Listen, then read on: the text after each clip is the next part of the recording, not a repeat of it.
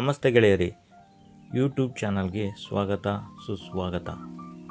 ಈ ವಿಡಿಯೋದಲ್ಲಿ ನಾವು ನೋಡುತ್ತಿರುವ ದೇವಸ್ಥಾನ ಬಂದು ಗಣಪತಿ ದೇವಸ್ಥಾನ. ಈ ಗಣಪತಿ ದೇವಸ್ಥಾನ ಇರುವ ಸ್ಥಳ ಹೊಳಲ್ಕೆರೆ. ದೇವಸ್ಥಾನದ ಅಕ್ಕಪಕ್ಕದ ದ್ವಾರದಲ್ಲಿ ಆನೆಗಳು ನೋಡಸಿಗುತ್ತವೆ.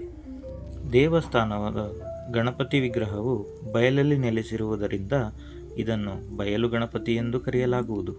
ಹಾಗೂ ಈ ಗಣಪತಿಗೆ ಜಡೆ ಇರುವ ಕಾರಣ ಇದನ್ನು ಜಡೆ ಗಣಪತಿ ಎಂದು ಪ್ರಸಿದ್ಧವಾಗಿದೆ.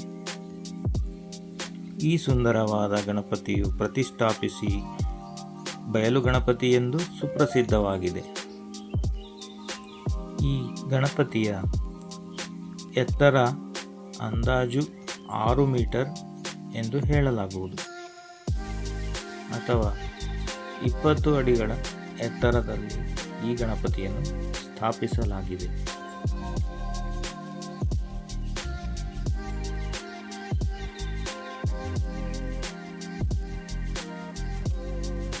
ಈ ಗಣಪತಿಯು ವಿಶಾಲವಾದ ಪ್ರಾಂಗಣದಲ್ಲಿ ನೆಲೆಸಿದೆ ಮತ್ತು ಭಕ್ತರು ತಮ್ಮ ಕೋರಿಕೆಗಳನ್ನು ಗಣಪತಿಯ ಮುಂದೆ ಸಲ್ಲಿಸಿ ಸ್ವಯಂ ತಮ್ಮ ಹಸ್ತಗಳಿಂದ ಈ ಗಣಪತಿಯನ್ನು ಸ್ಪರ್ಶಿಸಿ ನಮಿಸಿ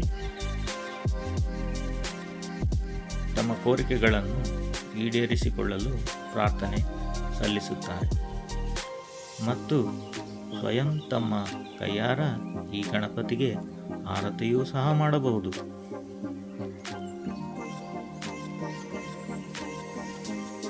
ಈ ಗಣಪತಿಯ ಸನ್ನಿಧಾನದಲ್ಲಿ 12 ದೇವರುಗಳ ವಿಗ್ರಹಗಳು ನೋಡಸಿಗುತ್ತವೆ. ಮೊದಲನೆಯದಾಗಿ ಬಲಭಾಗದಲ್ಲಿ ಶ್ರೀ ತಿರುಪತಿ ವೆಂಕಟರಮಣ ಸ್ವಾಮಿಯ ವಿಗ್ರಹವಿದೆ ಮತ್ತು ಈ ಗಣಪತಿಯ ಹಿಂಬದಿಯಲ್ಲಿ ಗಣಪತಿಯ ಜಡೆ ಕಾಣಸಿಗುವುದು. ಈ ಜಡೆಗೆ ಬೆಣ್ಣೆಯ ಲೇಪನ ಮಾಡುವುದರಿಂದ ಭಕ್ತರ ಕಷ್ಟಗಳು ನಿವಾರಣೆಯಾಗಲಿವೆ ಎಂದು ನಂಬಿಕೆಯೂ ಉಂಟು.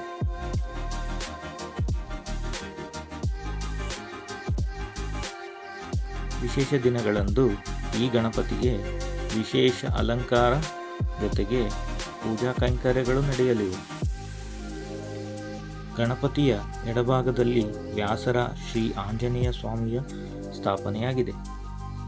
ಆಂಜನೇಯ ಸ್ವಾಮಿಯ ಬಾಲದ ತುದಿಯಲ್ಲಿ ಗಂಟೆಯನ್ನು ಕಾಣಬಹುದು ಮತ್ತು ಈ ಮಹಾ ಗಣಪತಿಯ ಪ್ರತಿಷ್ಠಾಪನೆ ಆಗಿರುವುದು 1475ನೇ ಇಸವಿಯಲ್ಲಿ ಪಾಳೆಗಾರರಾದ ಮದಕರಿ ನಾಯಕನ ಮೈದುನ ಗುಲ್ಯಪ್ಪ ನಾಯಕರಿಂದ ಪ್ರತಿಷ್ಠಾಪಿಸಲಾಗಿರುತ್ತದೆ.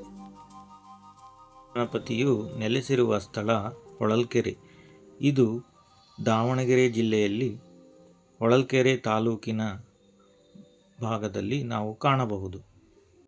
ಭಕ್ತರು ಇಲ್ಲಿಗೆ ಆಗಮಿಸಲು ರೈಲ್ವೆ ಮಾರ್ಗ ಮತ್ತು ಬಸ್ಸಿನ ಮಾರ್ಗ ಲಭ್ಯವಿರುತ್ತದೆ. ಈ ಗಣಪತಿಯು ಎತ್ತರವಾಗಿ ಮತ್ತು ಮುಖದಲ್ಲಿ ಪ್ರಸನ್ನತೆ ಇರುವ ಕಾರಣ ಇದು ಪ್ರಸನ್ನ ಗಣಪತಿ ಎಂದು ಕೂಡ ಪ್ರಸಿದ್ಧವಾಗಿದೆ. ಪ್ರತಿದಿನ ಬೆಳಗ್ಗೆ 6 ಗಂಟೆಯಿಂದ ರಾತ್ರಿ 9 ಗಂಟೆಯವರೆಗೆ ಭಕ್ತರಿಗೆ ದರ್ಶನಕ್ಕೆ ಲಭ್ಯವಿರುತ್ತದೆ ಮತ್ತು ವಿಶೇಷ ದಿನಗಳಂದು ಸಮಯ ಬದಲಾಗುವ ಸಾಧ್ಯತೆ ಕೂಡ ಇದೆ. ದೇವಸ್ಥಾನದ ಹೊರನೋಟ ಹೀಗೆ ಕಾಣುತ್ತದೆ